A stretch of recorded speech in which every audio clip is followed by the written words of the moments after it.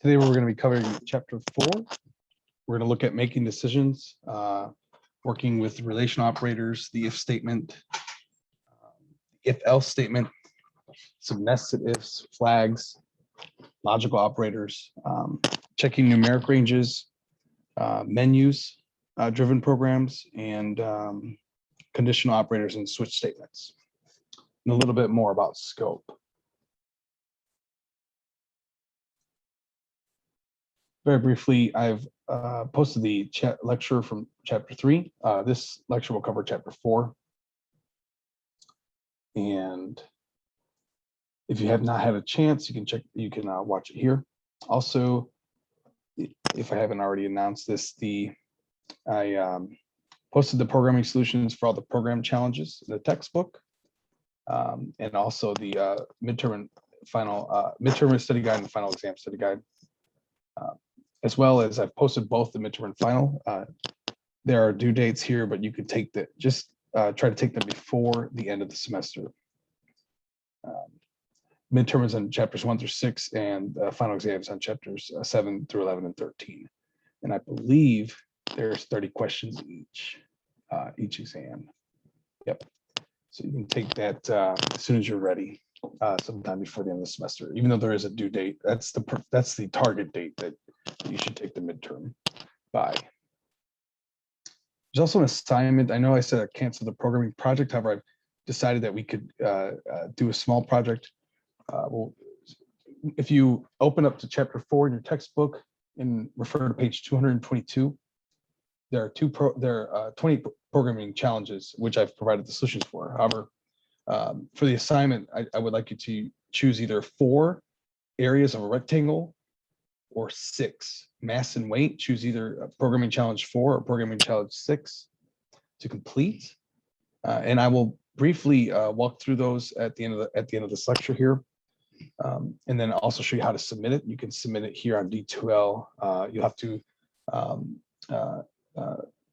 submit your project in a container using something program like 7-zip, and I'll demonstrate that at the end of the lecture here. And you can submit it here, and I'll show you how to do that.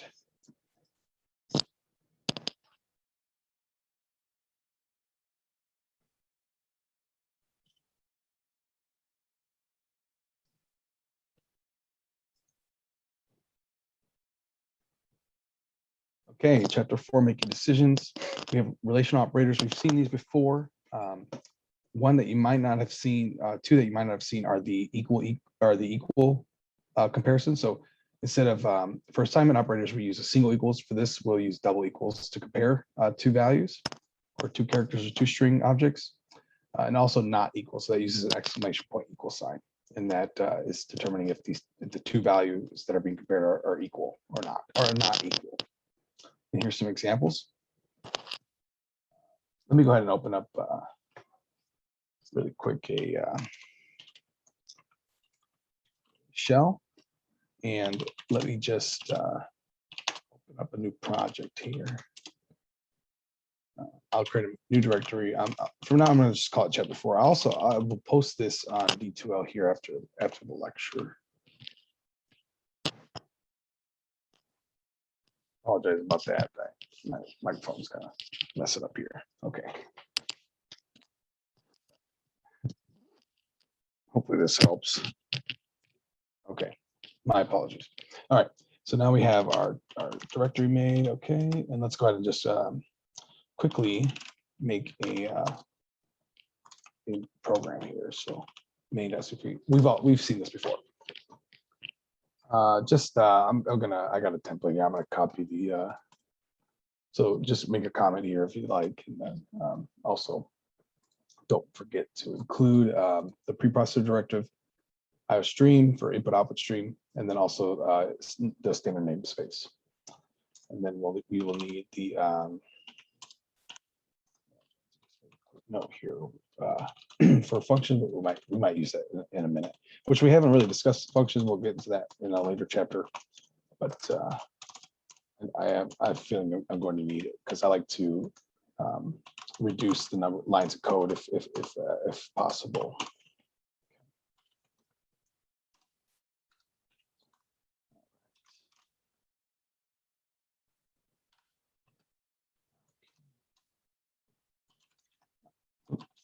So now that we have our program ready to go, just really briefly, I can just check it. So right now I'm compiling the program. We've seen this before. And then just quick run. Okay, looks good. So here's some Boolean expressions. You can actually assign Boolean expression or Bool expressions to the result to a variable. And just like I said before, be very careful not to confuse the assignment operator, which is single equals, or with the comparison operator, which is equal equals. Also, Bool expressions have either a 0 for false or 1 for true, which we'll see in a moment. Okay, the if statement allows statements to be conditionally executed or skipped over. So here's a model that we can, a mental model that we can use. If it is raining, take an umbrella. If it is cold outside, wear a coat. So if this statement is true, then the following, this is a implication. So this is your P, this is your Q. I'm just calling it P or Q as a logical operator. So our parameter, I'm sorry. And so then if this is true, this statement will display or execute in some, if you're thinking of programming, and if not, it'll just skip. So if it's not raining, then nothing, we don't need an umbrella. So for example, here's a flow chart. So flow chart, you follow it line by line. So this is the previous line of code here, and then this is the if statement checking, and then this is the line of code that we would execute if this returns true. Otherwise, we'd skip that and then just continue on to the next line. Whereas we would do the same thing and skip that and continue on the next line. Once we, or not skip that, we would execute the statement and then go into the next line. So here's an example with a few more lines that executed if you were to block your decision, use a block of code for your decision after once you have decided, once it's been determined whether or not this statement is true or false. Let me just go ahead and use an example here. So this is just some pseudocode here. If this expression is true, then the statement will execute. So let's go ahead and so this is essentially what I just said. Expression is true, the statement is executed. If not, if it's false, then the statement is skipped. So let's do a quick example. I'm actually going to try and cover a few things at once. So first thing, let's go ahead and just create an integer that we might prompt the user to input called length. And just for, you'll see in a moment why I'm going to do this, but I'm going to assign this to -1. Okay, so if we prompt the user for input, we can say something along the lines of cout, please enter integer value. Give me 1 second, I'm just taking off my sweater. Okay. Please enter an integer value. Integer value. What we can say here, I want to say something. I'm just gonna basically I don't want to use negative numbers or 0, but we'll see why in a moment. So I could say something like enter a positive integer value, right? So, or a number from the set of natural numbers, right? Because the set of natural numbers is just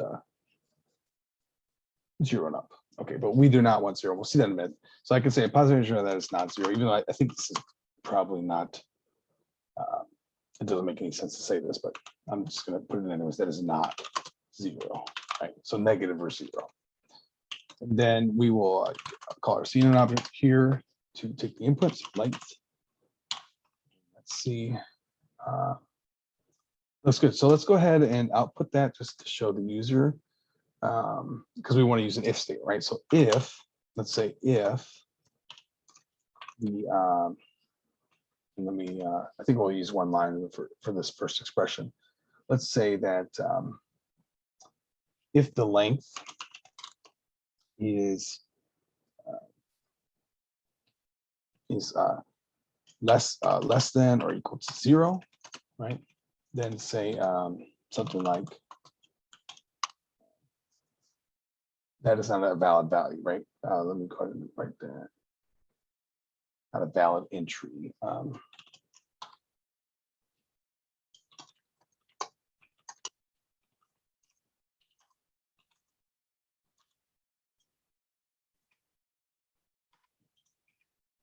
Okay, and so that looks good. If length is greater than or equal to 0, so that would actually, I would need to change this. I would want to say less than or equal to 0. That's what I meant. I think I just clicked on the wrong key. So if length is less than or equal to 0, output that is not a valid entry. And then terminate the program. So let's go ahead and just show that. So we actually don't need curly brace or anything. The if statement will skip this line of code and nothing will happen if we enter a valid value, right? So let's go ahead and test that.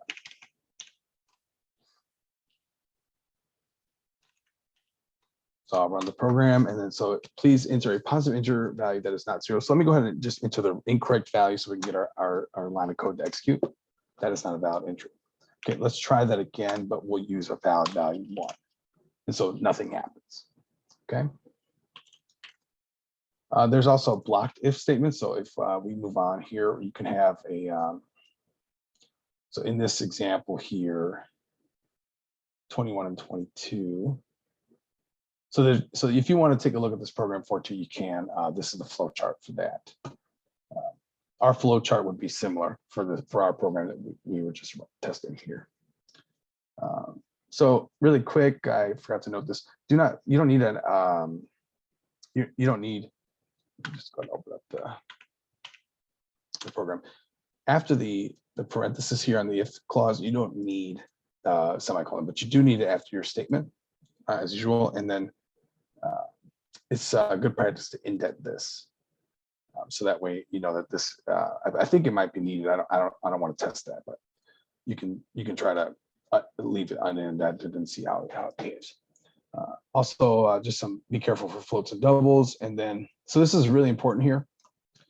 0 is false, any other value is true. So let me try to exemplify that. If, let's say, for example, this was a a bool, right? Which, okay, that won't make sense. Yeah, we'll get to that in a minute. Just remember, we'll get to that in a minute. I'll show you that. I don't want to do that for that.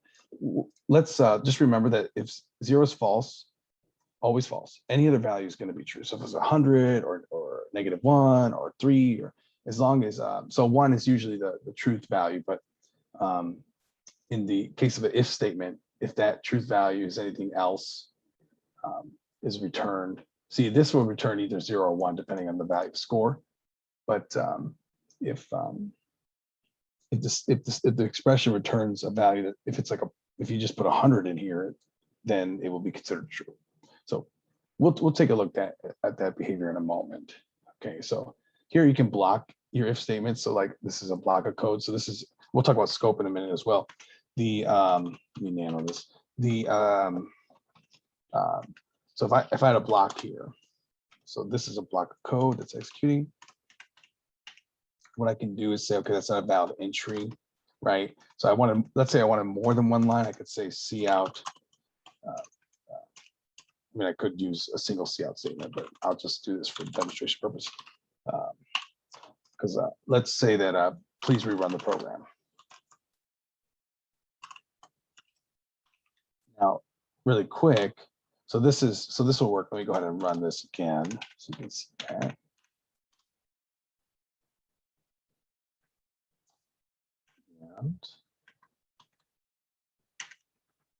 Okay. So now I'll enter an invalid entry like 0. As an invalid entry, please rerun the program. Okay. So then if I were to do something like this, I got rid of these braces here, right? What would happen is no matter the entry, this second line would always execute. Okay. So I'm just going to, for good measure, I'm just going to put an end line here. Okay. And then, so let's go and see how that behaves. So let's say I enter 0, then we're going to get the full prompt as we would have. But however, if I enter a valid entry, before when I enter a valid entry, nothing happens, right? So if I enter, we're always going to say, please run the program, because that next line will always execute. Oops, I didn't mean to do that. See, okay. So let's go ahead and one more thing to fix that. If I don't want to show, please rerun the program every time a valid entry is entered, and I didn't want to use curly braces, I could just, pretty much what I would do is delete that semicolon. So now the cout statement's still considered one statement, right? So this would still actually work. Try that. Oops, I didn't mean to put the 100 there. So now we get nothing back. Okay, whereas before we would get a return.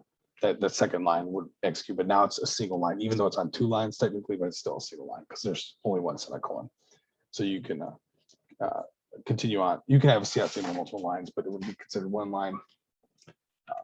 Like if you're using Notepad++, you'd see it on one line, depending on your settings. So yeah.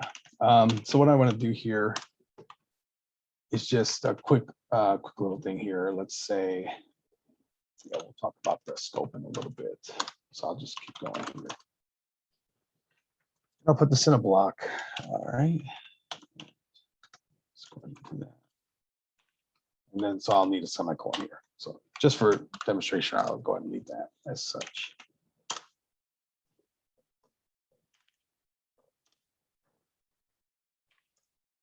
We get nothing back. And that's exactly what we wanted. And then if I keep putting that 100 there. See, okay, that works. Let me clear this. Okay, and then if else statement. So an else, you can include another expression if you want to check 2 expressions here. So essentially what would happen is you execute the first statement if the first expression is true. If it's not, it will skip that, move into the else, and then it would execute that every time. So in here, there's a reiteration of what I just said. And here's a flow chart for that. This program uses modulus 2, so it's checking the numbers even. So modulus 2 is if the number is divisible by 2, rather the remainder is 0, because this returns a remainder of the, when this number is divided by that number, modulus returns a remainder. So if the remainder is 0, then the number is even when divided by 2. And so the statement would be true, and then it would indicate the number's even. And then otherwise it's odd. So because a number can only be even or odd. I think technically 0 and 1 are neither even nor odd, technically. And then also, yeah, I think technically they're neither even nor odd by definition. And then also this is like because of the congruence class of modulus 2. We won't get into that because that's like 400 level math, but abstract algebra. But anyway, so the only remainder is either 1 or 0 for modulus 2. So 3 would return 1, 5 would return 1. Every single odd number would return 1. And so it's a binary operation. So you have you have this else statement. So in any other case, it's odd, right? Now, technically, so again, we check to make sure that we don't enter 0, so we don't have to worry about that problem. We'll only work with positive numbers. So if I wanted to do an else, I could say something like, let me try to think of something really quick. We'll talk about that in a minute. Let's keep going. So here's this is another program 4-9. What it does is checks if the value entered is 0. If it is, then it's saying division by 0 is not possible, because by definition of a rational number, it's let A or B equal to be 2 real numbers where B is not equal to 0 of the form A over B. You can also nest if statements, and here's a flowchart for nested if statements. If you had essentially you would, if the value returned true, you would have another check. So let's kind of try to exemplify some of these concepts we just covered briefly. So proper indentation. So like if I wanted to go back to my program, and let's go ahead and So really quick, I'm gonna make my life a little easier. I'm gonna create a Boolean expression to hold our expressions that we're checking here. Okay, so bool, I'll just call this exp1. We might need another one, so I'll call it exp2.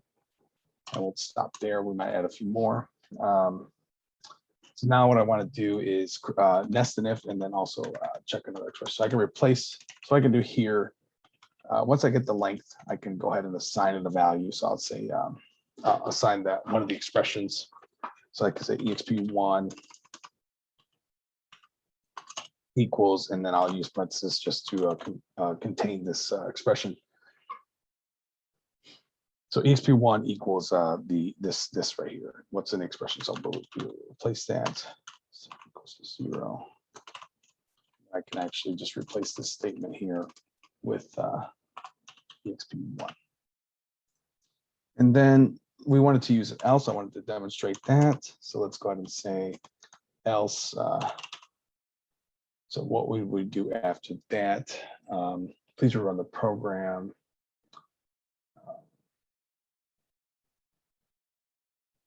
We could, well, if it otherwise it's a valid entry. So we'll just, so like the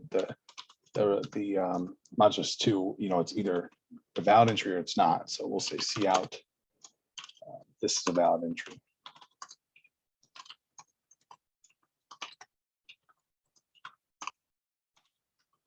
Or rather, I could say something a little more creative, like this. You've entered a positive number. Let's just keep it. This is a valid entry, just for clarity's sake.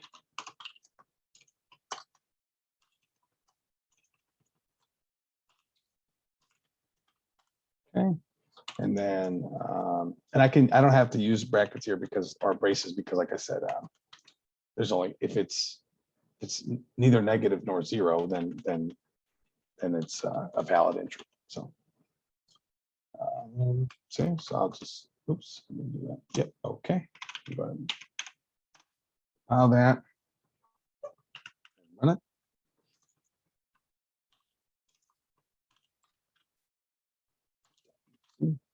So enter a positive integer value that is not 0. So let's go ahead and just enter 1. This is a valid entry. Okay. And then the other thing we wanted to check out was the nested if. So like, let's say we wanted to check a range of values, right? We would do something like, let's see. So if I wanted to, we haven't talked, have we talked about also? We have not. Okay. So I wanted to just show you guys a nested if really quick. Let's try doing, this is a valid entry. Let's say we wanted to prompt. Actually, this is great because now we can kind of take a look at the scope.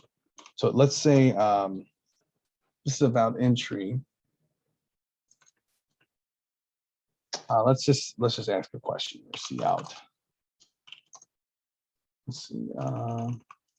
Actually, I'll just leave it like this. If this is a valid entry, if, so let's go and check if the value. So let's say that we want to check if the range is between 5 to 10, right? So if what is it called? Length. We called it length. Okay, so if length. So we said expression 1. So maybe we can go ahead and create a new expression really quick. Let's do that. xp2 equals, and then I'll put in parentheses. Let's say that length, right? So now we're creating another bool. So this either returns 1 or 0. Let me go to put that.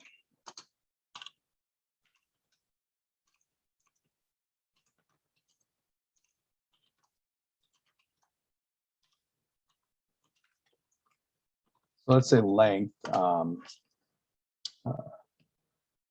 So we were saying if we wanted to, if it was between 5 and 10, so not equal to 5, not equal to 10, but either 6, 7, 8, or 9. So let's say if length is,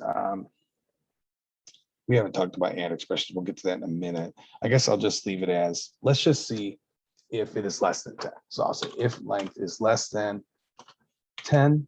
So now in my if expression, I can down here, I can say exp2. So if it is, right, so now we're doing a nested if. And let me let me just show you guys how the scope works here. So, yeah, so I'm gonna, if expression 2, right? So if it is less than 10, we'll say this value is less than 10, right?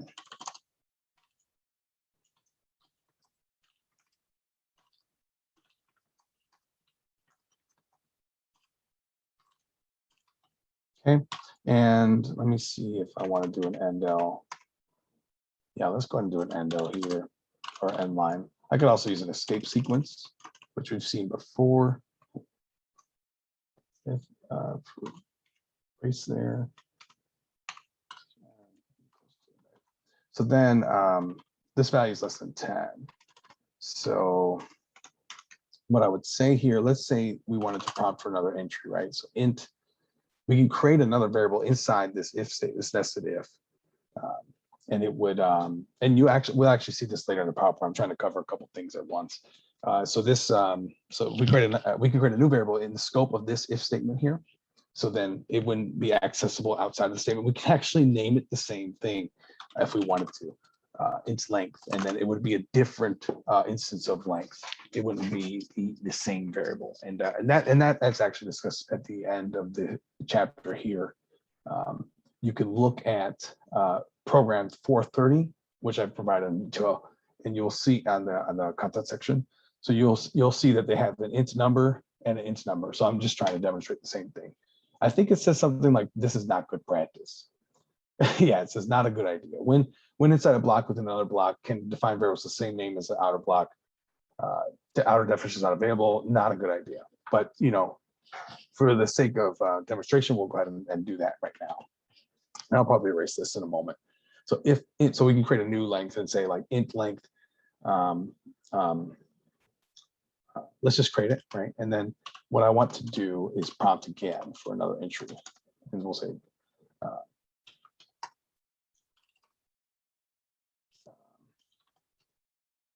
please enter another value, right? So like I said before, that outer length won't be accessible. So if I said something like, let me go ahead and put an endl at the end of this here. And I forgot my semicolon, so I go ahead and check that. Please enter another value. Let's go ahead and put a space here and a semicolon. And then if I put another value, and then I'll have to do a CN here. So then let's say that, I did that backwards, other greater than operator, CN, and then we'll put the length variable. So this is a different length. And then you say, I don't know, I was going to say, let's try to add the length with the length, but again, like it won't be accessible on the out. So it would just be length plus length that would give me the same value. So let's go ahead and just kind of, I'll show you what I mean. So let's just say cout length plus length equals, and then we can have our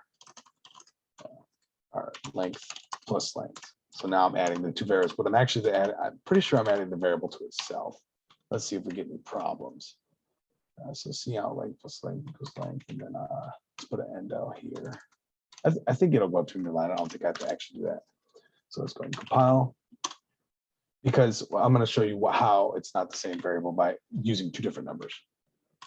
So please enter a positive integer that's not 0. So I'll go ahead and enter. So remember, we wanted to get it inside that nested if. It's checking if it's less than 10. So I'll put 6. This is a valid entry. The entered value is less than 10. Please enter another value. So the first time I entered 6. Now I'm going to enter a different value. Let's go ahead and enter 1. So if it was keeping the length from the outside of the if statement, in this, like if it was included in that scope, we should get. And obviously I'm just trying to demonstrate that it's not, but it could be something like, let's say we put 1 here, right? Let me try 2. 6 plus 2 is 8. What I expected to return 4. Did I actually use an output? There you go. So see, these two lengths are the ones within the nested if, so that's contained in the scope, even though we have the same variable name and everything. But I hope this demonstrates that concept.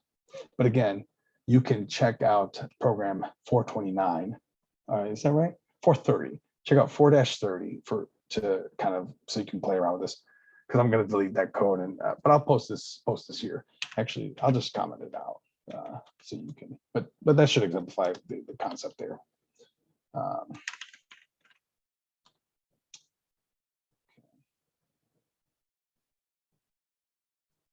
Yeah, that looks good. We'll just continue on. We'll go back up, but I hope that makes sense. Okay. And all right, too good time. So let's go back up here. We talked about nested ifs. We talked about, let's see, proper indentation. Okay, and we did scope. So now we've kind of took care of two things at once. Test a series of conditions until one is found to be true. Often simpler than using a nested if. You can use if else. So here's the thought model here. If it is raining, take an umbrella. Else it is windy, take a hat. Else take sunglasses. And so you can skip multiple expressions up to end statements here. Okay, so what I think we'll do for this, so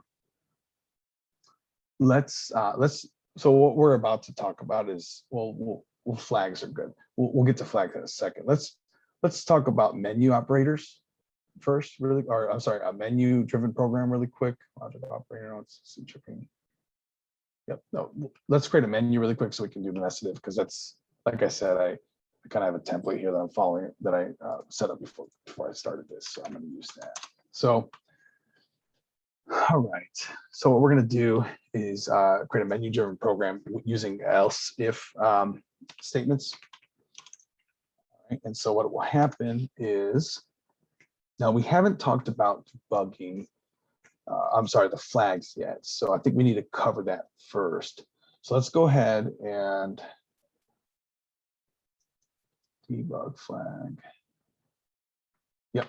Let's go ahead and create a flag, right? So let's do that. Let's do flag here, flag, and then let's see, set it equal to 0. So we'll default it to false. If you recall, anything else should be considered true. So we'll 0 is false, and then 1 is true.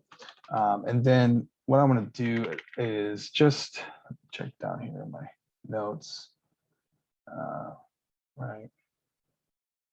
I think that I'm going to, so I'm going to introduce the concept of debugging really quick. So I'm going to call this debug flag for now, and you'll see why. All right, in a moment, but just to demonstrate here, flags really quick, because I think we're going to need that for where it's nested ifs. Okay. Right, this is kind of what I want to demonstrate. So what I'm going to do is say, okay, there's my debug flag.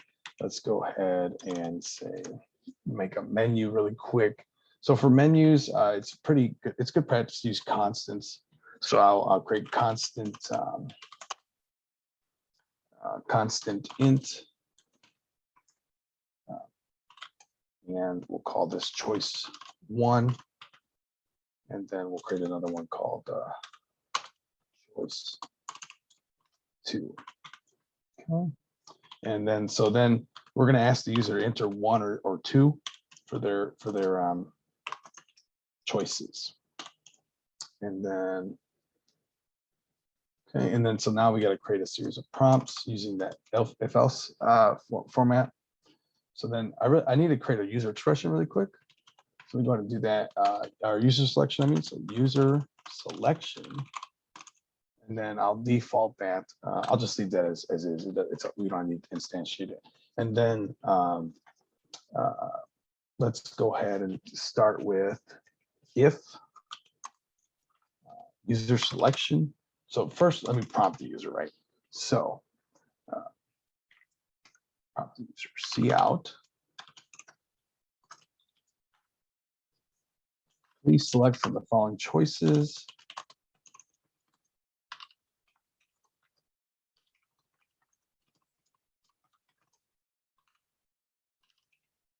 Okay, or options. I'll just say options. I like that better. Okay, options, and then I'll put an escape sequence here to go to new line, semicolon, cout,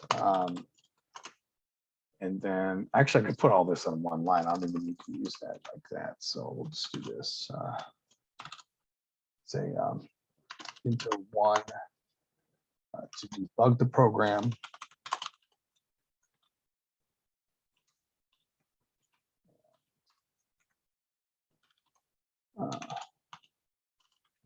To just run the program. So I'll say debug and run the program, and then just run the program. Okay, and we'll see why I'm using that phrase debug in a second. I don't actually need these semicolons because this is all one cout statement. Enter one to debug the program, \n, then again. Then if user selection, right? So we called it user selection. Let me go ahead and delete this. If user selection equals choice one,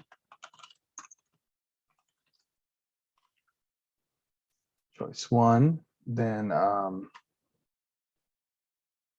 you know, let's go ahead and just kind of do something here. I'm going to use some redundant code here. So we'll do, and then I'll show you how to create a function so we don't have to use redundant code, but right. And then go down here, right? So if user selection equals choice one, then we'll see why we're doing debug in a second.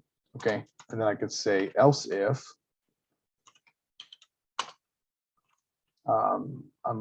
user selection equals choice two. So I'll just copy this.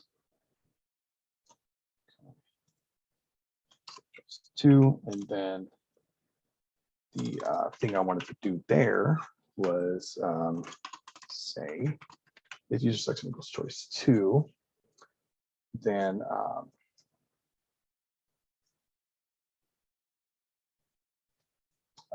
we're going to do the same thing. But for now, I'll just say do nothing. Well, rather, let's just do the same thing, and you'll see why in a minute I'm doing that. Okay, right.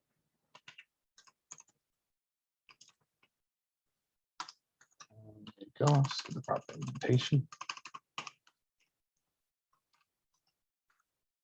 Hopefully this will make sense once we get to the end of the program, and then we'll do else, which we don't have to have an expression there. And I mean, I don't have to do this curly braces for this block of code. I could just put it on one line, but I'll do this for clarity's sake. Do nothing. Okay. So then let me see. Okay, good. So let me go ahead and save that.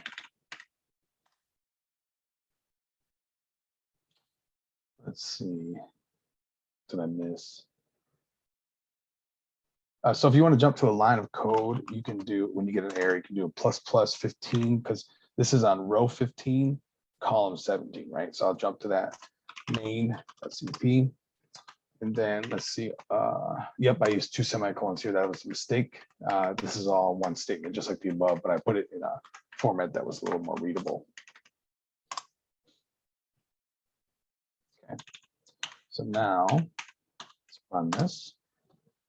Please select from not. Oh, wait, what's going on? You know what? So this is why. Remember earlier when I mentioned that. So this is I kind of scripted this. Remember earlier when the it says what did it say? It said that for bool expressions, for if statements, if 0 is false, and then anything else is going to be considered true, right? So where, yep, 0 false, any other value is true, right? Remember that? So I said pay attention to that. So what's happening here is the program's running that if statement, because what I did was, right, let me go ahead and show you. Oops. Let me just run it one more time so you guys can see that. So it's not allowing me to use to enter and to enter value. So let me go ahead and show you why that's happening. Oh shoot, I did the same thing. So what happened is I set the user selection to a bool, but I'm comparing it to an integer. So that's the issue here. So what's happening is user selection is a bool, right? So no matter what I enter, if I enter 0, then this is 0, and the choice 1 will not match. And same thing. If I enter 1, it's considered true. But the thing is that it's checking if this is actually a false statement. So we're comparing it int with a bool, and that's the issue. If I enter 100, it still wouldn't matter. So what I'm going to do is I would move this, right? Let's go ahead and copy that. And let's put that in the int section here. And we'll actually, I'm going to show you guys in a minute. We're going to change that to char, but so I can show you how to do the ASCII comparisons. But so now the program should prompt for choice here.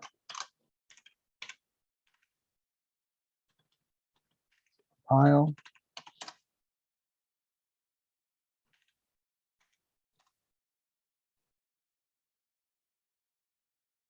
Did I change it? User selection equals 1. If user selection equals choice 1. Let's see. User selection.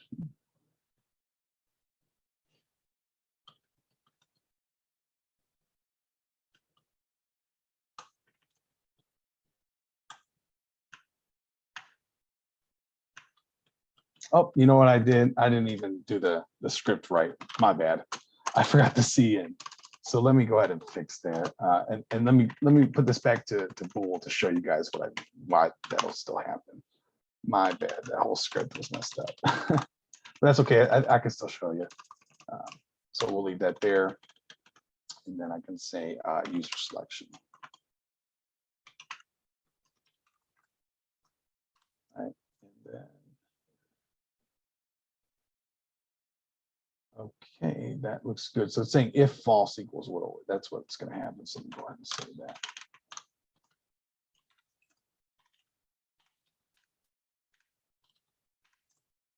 Oops, I didn't.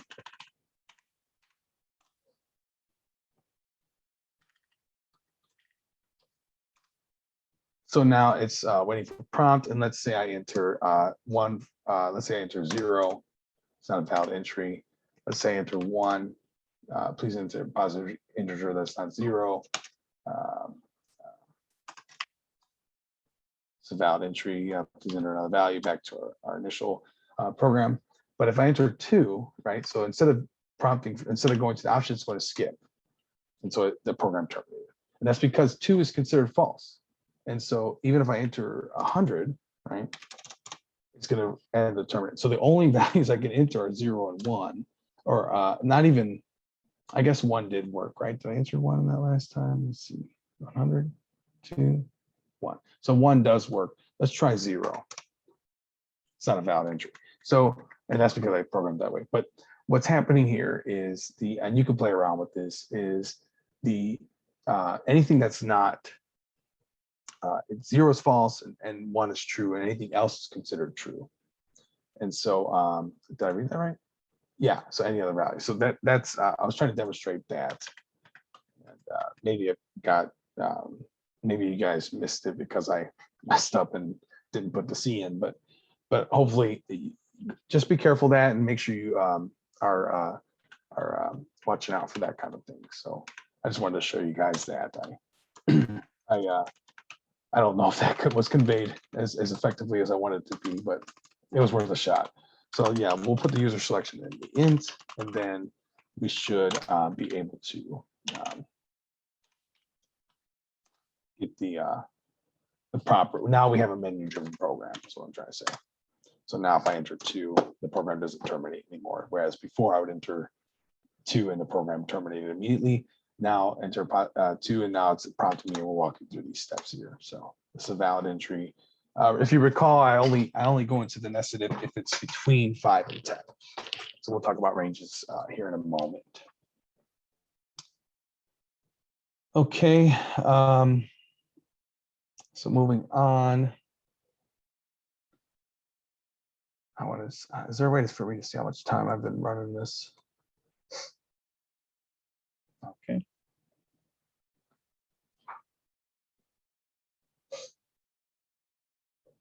Okay, we've seen all this. not zero nested ifs. We looked at that. Indentation, if else, we've seen that. Okay. So the trailing else to catch errors.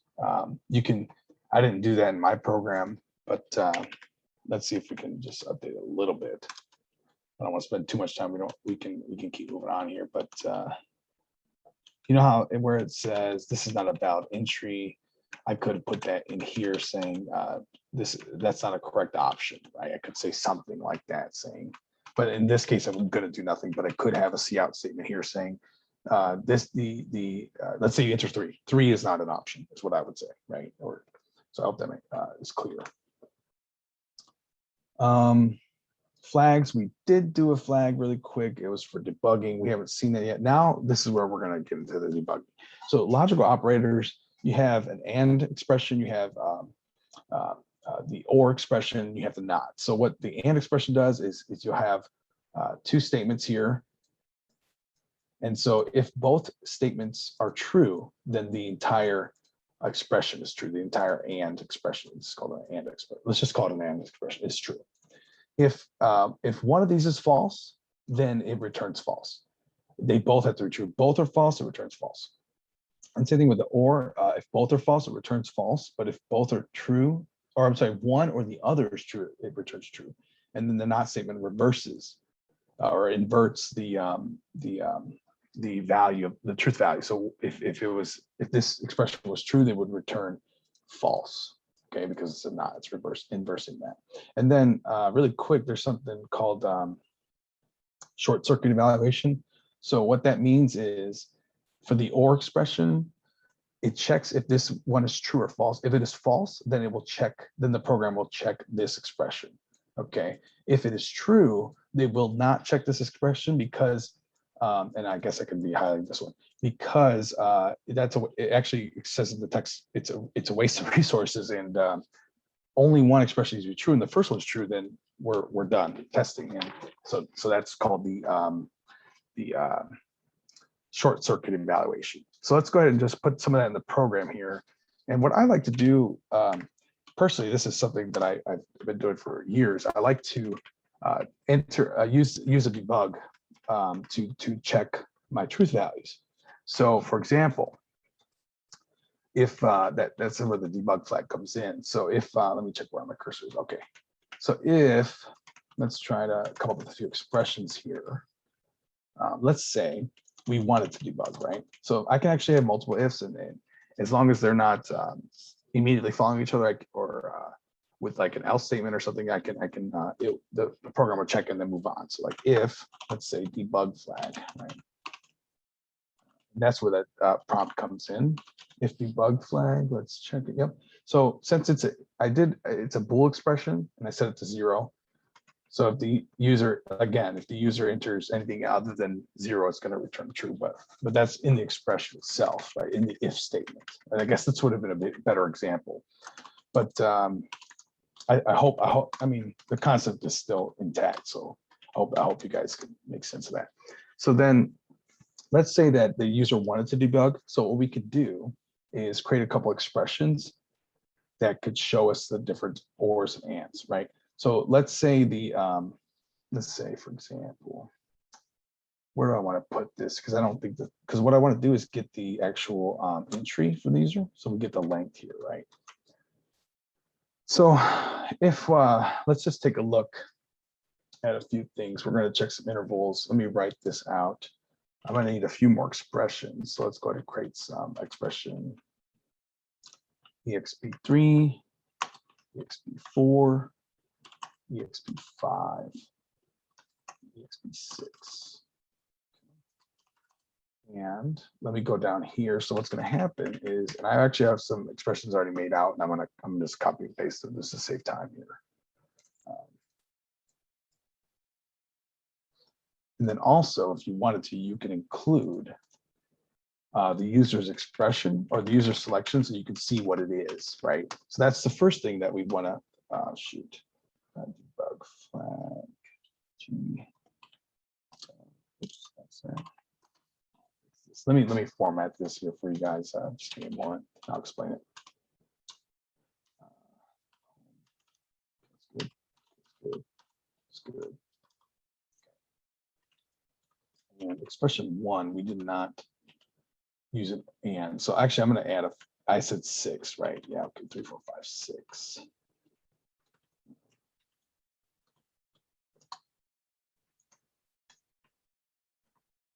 And I'll show you in a minute. Just bear with me a moment.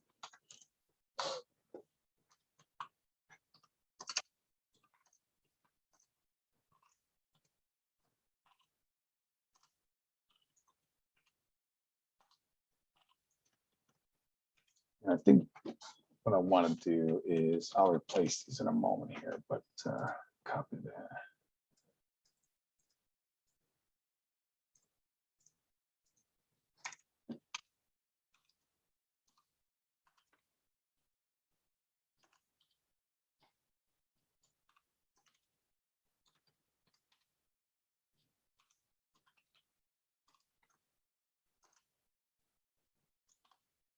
So if I'm trying to work with these logical operators and using knots and things like that, and it's actually pretty difficult for me to keep track of which, if this is going to return true or not. And there's a lot of cases here, so it gets kind of convoluted. So it's nice to output that, so that way I can see it in my debug. Some IDEs will allow you to like flag or check certain lines of code to walk through, or certain blocks of code to walk through.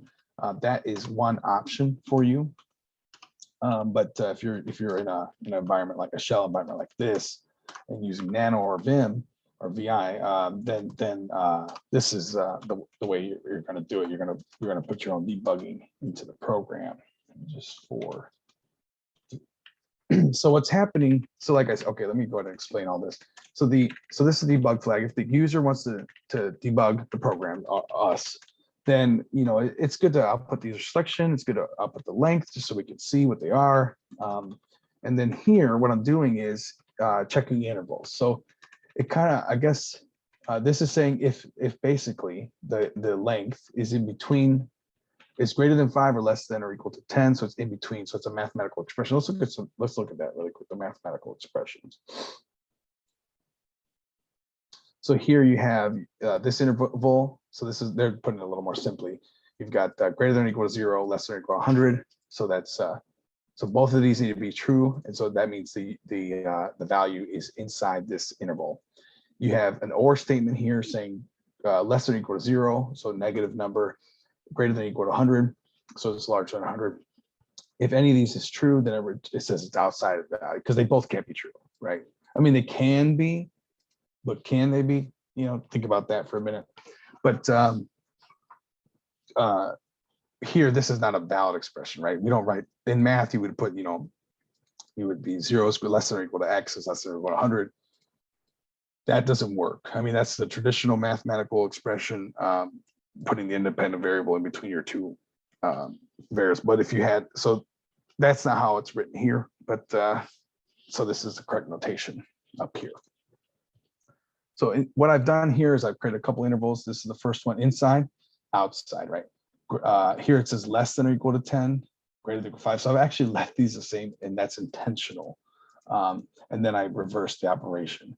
If you want to, I can add a fifth expression that we can test. So let me go ahead and do that. I'll call, oh, I forgot a semicolon there. Let me call this expression 7. And what we'll do is just check an outside interval. So we've got to use an OR. And then I'll say is x less than 5. And then we can see if that's equal to any of these other ones, right? And so like sometimes you don't need to check every case. Sometimes cases cover other cases. So let's just write this out. Length less than 5. And in this case, they say greater than, so I'm going to use an equal sign. And then length, they have less than 10, so greater than or equal to 10. Okay, am I out of time? No, okay, so we didn't create expression 7, so I got to add that to my list of variables up here. We're not talking about, we don't have arrays yet, so expression 7. And then down here, let's go ahead and add the new expression there. So I'll just copy this. Okay, and then I'll put this in there. And just so it's consistent, I'll go ahead and change this. It looks like I forgot my semicolon again. So let me just go ahead and fix that. And then I'll run the program so we can see all these values. Okay.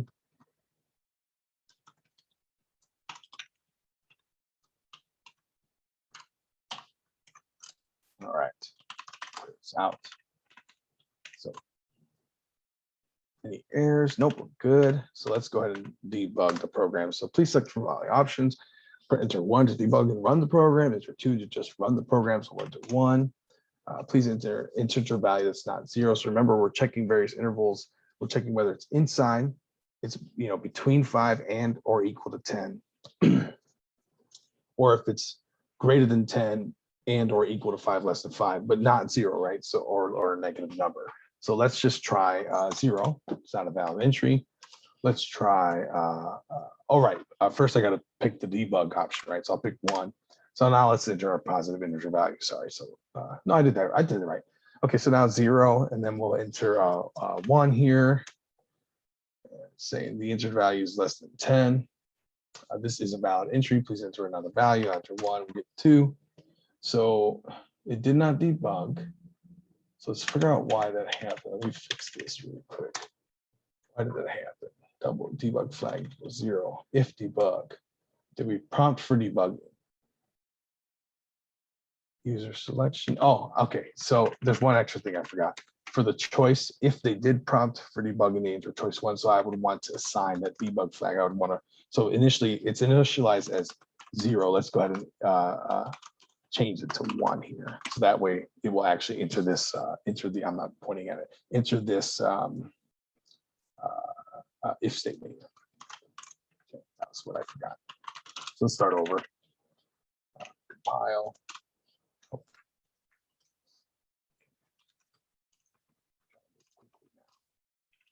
Still want to get into ASCII expressions. So.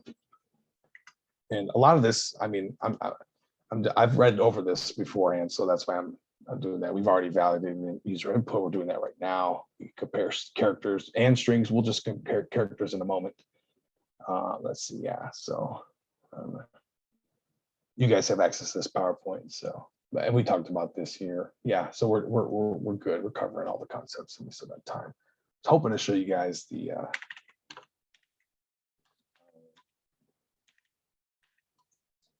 Assignment. All right, so enter 1 to debug and run the program. So enter 1 to debug and run. So now we have should have assigned debug value at this point.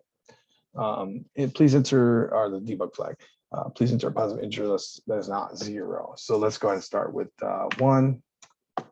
All right. So length is 1, user selection is 1, expression.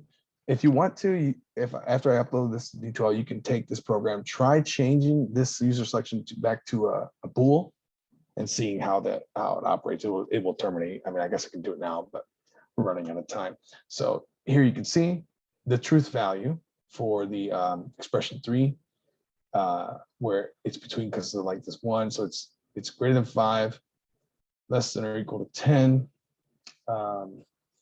It's returning 1. I mean, that is less than or equal to 10 and greater than 5.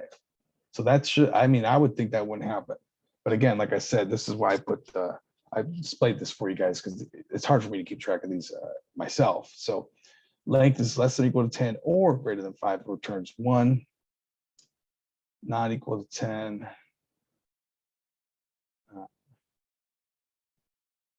The entered value is less than 10. So that's funny that this is not, I mean, this should be false. That's what I would think. Let me go ahead and get out of here and just try to look at the program. I had this set up before, and I mean, everything was fine. This is a little different than what I did in my, my operation, but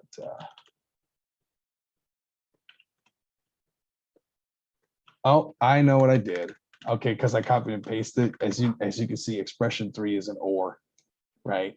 So that would, and I'm showing an and here. So let's go ahead and update this to be the correct. So expression 3 has an or. So let me just update this real quick. That's why it wasn't making sense. Next one, expression 4 is a not. And so I'm going to put that. Then expression 5 is a not or with the same same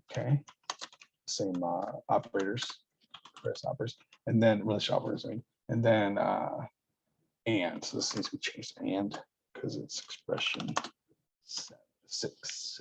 Yeah, that's good. Then this one is or, and it looks okay.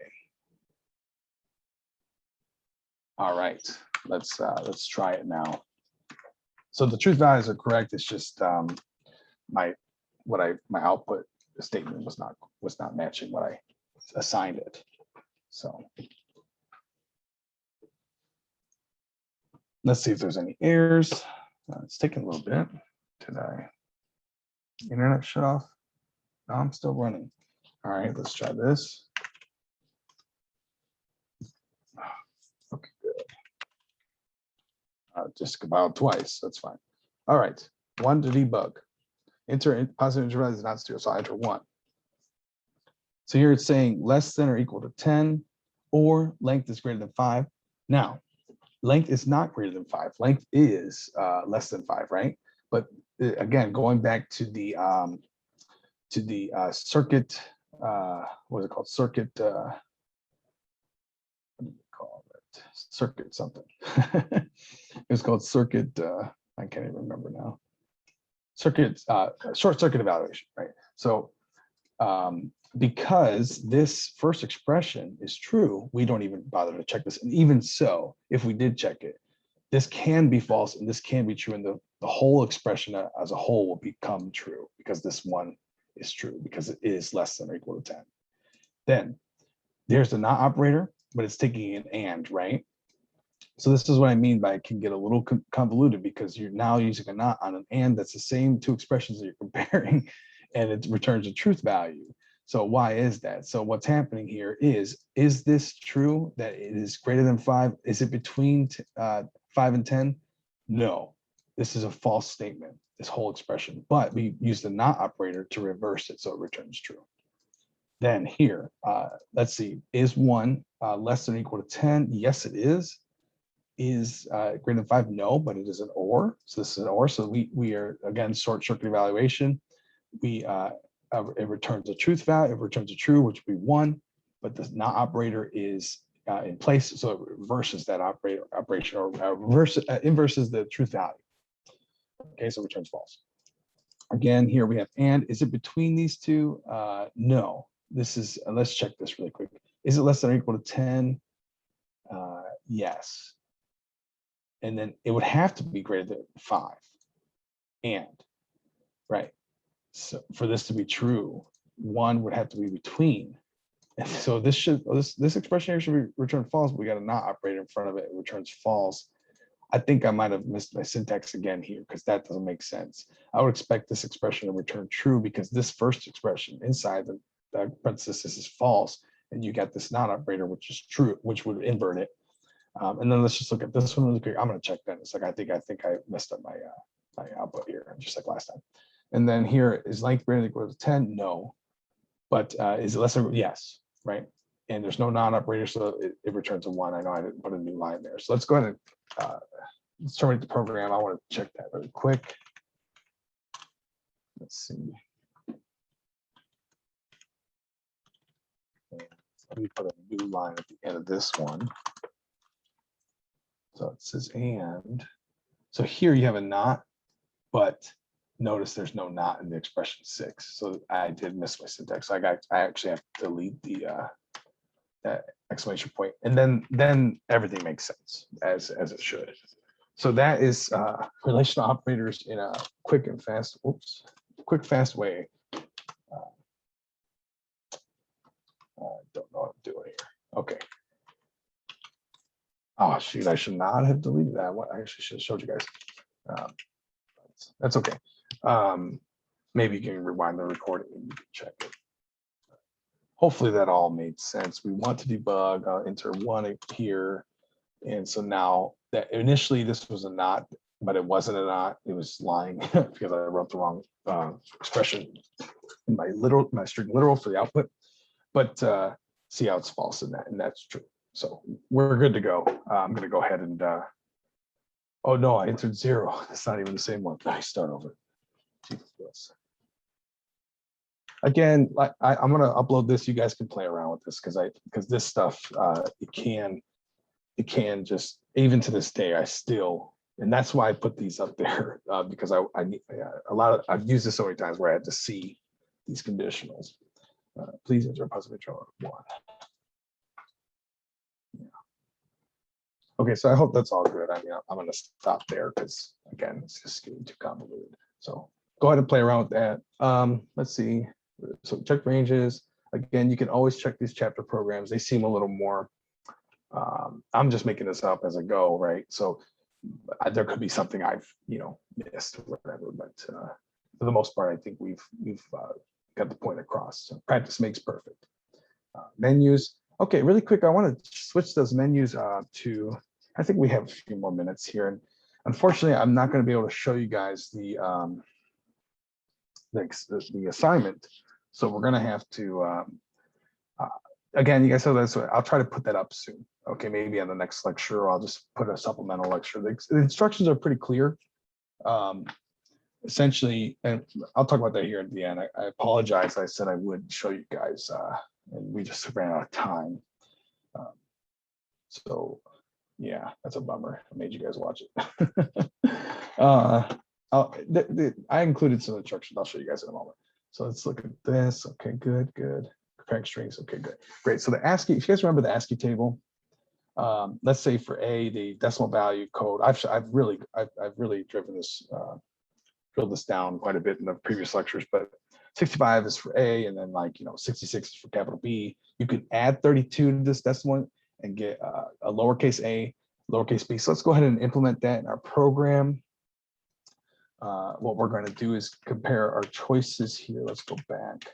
And I'm actually going to post 2 programs here for this because I have my sample one that I've been referring to, and then the actual this one that we're working on live here. So we're going to change these to chars, constant chars, and we'll call this choice A and choice B, and we'll assign it to the value. I think it was 65, right? And then we'll say ASCII decimal code A, and we can put in parentheses add 32 for A, lowercase a. And then the same thing here, 66, ASCII decimal code for B, add 32 for lowercase b. Let's see, what was next? Please enter a choice. So now we have to update this to be B, right? So let's do that. Capital A and then capital B. And then here, what we can do is we can add an and statement, right? Or I'm sorry, an or statement, saying an or expression, saying let's put this in parentheses. Just I like to do that. I don't think it's necessary. I don't know. I'm not sure if it's necessary, but I just do. It's a common practice for me. It's a habit. All right, so then user selection equals choice 1. So what I could do, and again, we have to update this as well because it's no longer choice 1, it's choice A.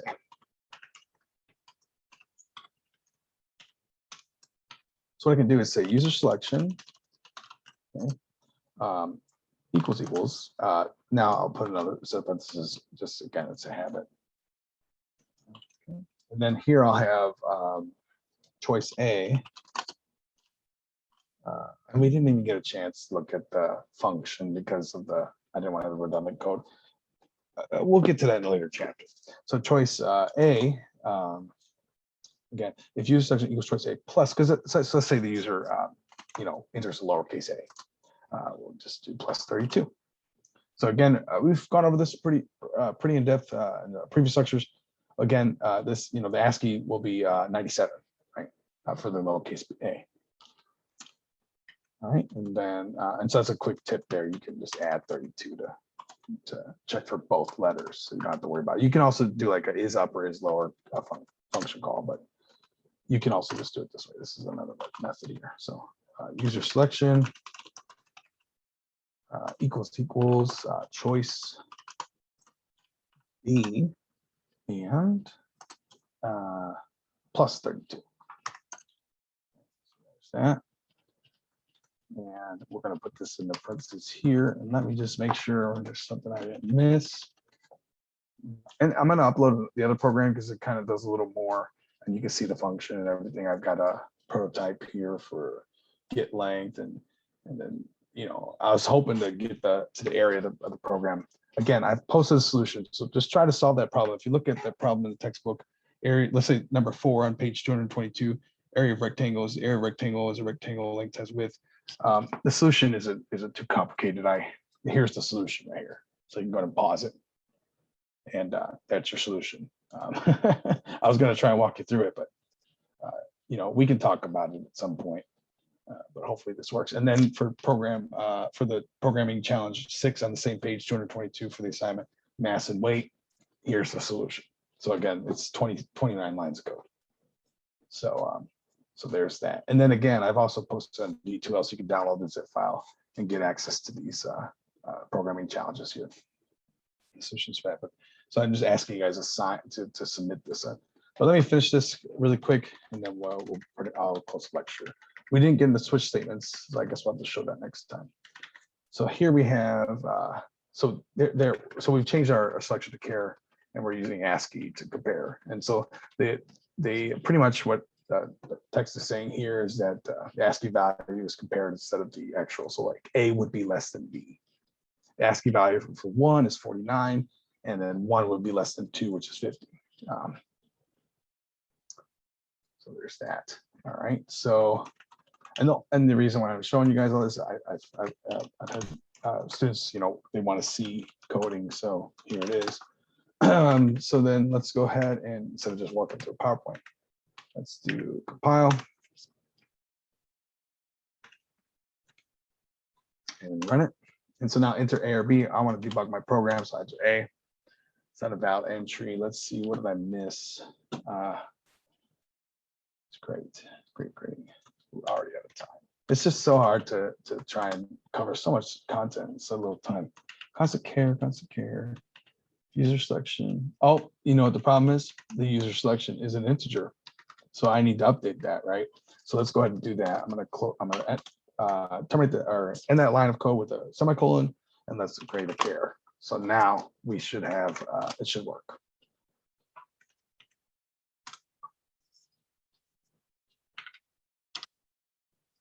Okay. Great, so it seems to have worked, right? And if we don't want to do, it says enter another value, and we're gonna get our 1 + 1 = 2. Again, I left that in just for demonstration. So then let's say we wanted to run it again, and we want to enter lowercase a. We're going to get the same result, right? Okay. So everything's the same. You can just compare it here. And then again, if I want to run it again with a B, then we won't do the debugging. And it'll just go to the program instead of showing me all the debugging stuff here. And then if, let's say, I run it again with a lowercase b, I get the same result. Okay. And if, let's say I enter something else, like a Z, it's not a valid entry. Let's say I enter like a 1, not a valid entry. Let's say I enter, so that's really nice. It's basically the only way the program is going to run or complete is if I enter a lowercase, capital A, lowercase a, capital B, lowercase b. That's the only way. Now let's do like the E, nothing, right? Okay. Let's see if there's any. I'm not going to compare string objects. You can do that on your own. Conditional operator. Here's another form of if. We could replace our if expressions with this. I guess I can go ahead and just add one really quick. I need to look at the syntax, so I'm just kind of scroll up here.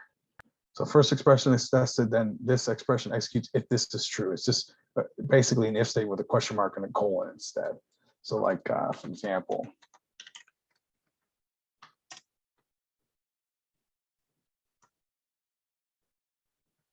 let's see, what can I do? I guess I really don't have a single line if, but it would pretty much put it in a single line. And you could you could fit all this into the one expression here, but what's it do? So this expression executes if this one is true, this one executes if this one is false. So it's kind of replacing it. Let's see, like, I'll just add this. This is going to be a cheap shot here for you, but so you could say like 1 equal 1, right? And then let's do like question mark. Then we'll say so now we can do cout. Let's say true. And then the next thing I'll do is colon. I don't know if I need I don't think I need a semicolon there. Colon. Oops. I wonder if this is going to work. I don't know if I can use cout object in this. Cout false. Let's see if that works. I don't think it's going to work. Yeah. Basically, I think it's something. I think it's because of the cout expression. So I wanted to show. I guess I got to make write more code here. Let's do a quick. Oh boy, we're out of time.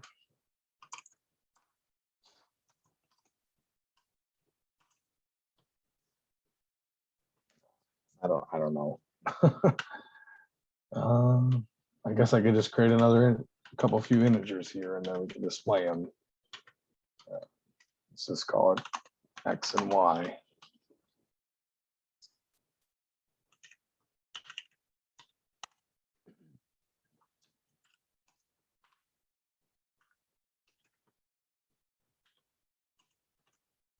You know what I'll do? I'll just I'll use the same variable. Yep. Go ahead and just get rid of the Y. And I could leave it, but okay. Then I could do cout and L X. So it should return 1.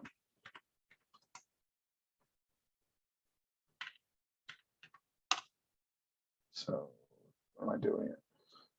B. And so down here, this is that X value. It always returns 1 because 1 always equals 1. So that's how you use it. If the conditional operator, and here's some things about it. I guess I could have used parentheses for that. I'm not going to get to. I'm out of time. Switch statement is much like an if. Let me see what else is there. Switch. So we'll cover switch next time. We talked about scope, so we could skip that. We'll talk about switch next time. Basically, switch is going to replace our menu-driven if statement, and we can and you can look at program 425 if you need more information on that. So that's the end of that. I'll go ahead and upload this after I'm done, and I'll upload my sample, my draft as well. So as far as the assignment goes, like I said, hopefully you paused it and you can finish that assignment. And if you have any questions, just email me. All right. That's all I have. Thanks.